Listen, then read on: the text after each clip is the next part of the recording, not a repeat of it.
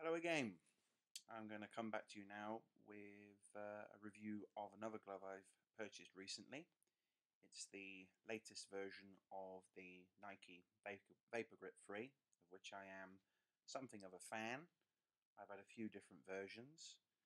Um, Initial impressions, it's not everyone's cup of tea. This is the second colorway that was released for the 2013-14 Premier League season.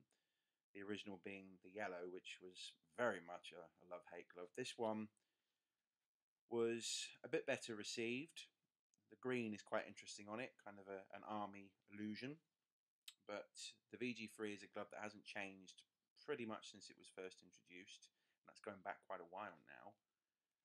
But it is a remarkably popular goalkeeper glove. A lot of the most prominent goalkeepers in the world use the cut as it is. Examples being David De Gea at Manchester United and the man of the moment, Thibaut Courtois, at Atletico, is wearing this exact version, actually, the black, because the black has kind of been a subject of controversy in so much as the vast majority of goalkeepers, both amateur and professional, do not tend to like black palm gloves. Personally, and I think this probably has something to do with when I was younger, I like black palm gloves, and the fact that it's black didn't bother me in the slightest. But other goalkeepers were sufficiently bothered that Nike issued white palm variations, which were generally more popular and were more populous in the various leagues around the world. Anyway, the glove itself, the last few years of VG3s, the design hasn't changed a great deal. They have messed about with it a little bit, but not really terribly significantly. As a glove, as I say, it fits reasonably well. It's a size 8. I am a true to size 8. I find this just a little bit big, and that has been a trait with a lot of the Vapor Grips over the last couple of years. They have been a little bit big for size. Nike are one of the few remaining goalkeeper companies that don't issue half sizes, so there isn't a 7.5 in this glove, which would probably have been perfect. The 7 would be far too small, much too small. I think obviously you like it to be tight, but you don't want it to be constricting. I mean, it's not too bad. It's certainly not going to be a problem.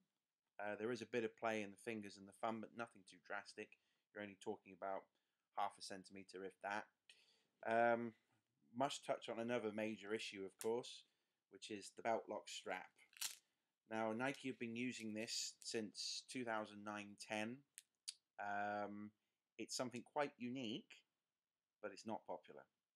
And to be honest with you, I'm in the camp of people who don't really like it.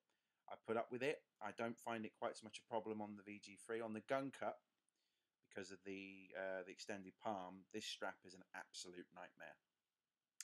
And it pleases me in the extreme to see that the 14-15 Nike goalkeeper range, excuse me, is going back to a latex strap, because it's, I mean, sometimes you try and change things to be different.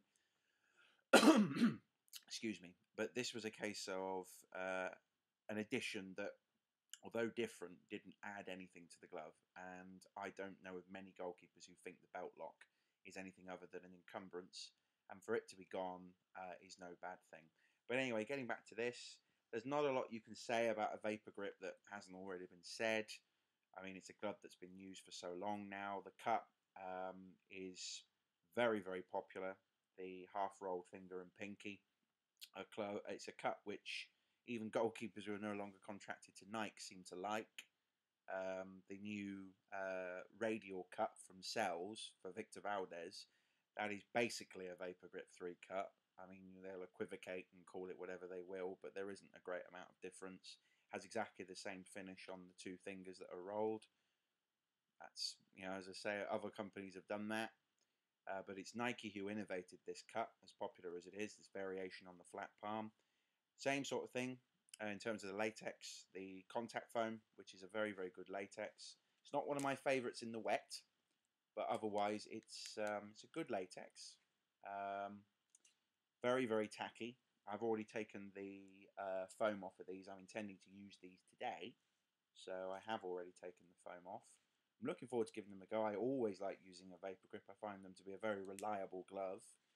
I got these for £40 plus delivery from Sports Direct.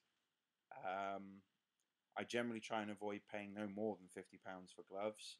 I do find the incremental price changes for all the, particularly the likes of Adidas and Nike, I do find that quite frustrating because I don't think any goalkeeper glove is worth over £50, and Nike want at least 60, which is a bit much for my liking, but people are happy to pay that. It's a very, very popular glove.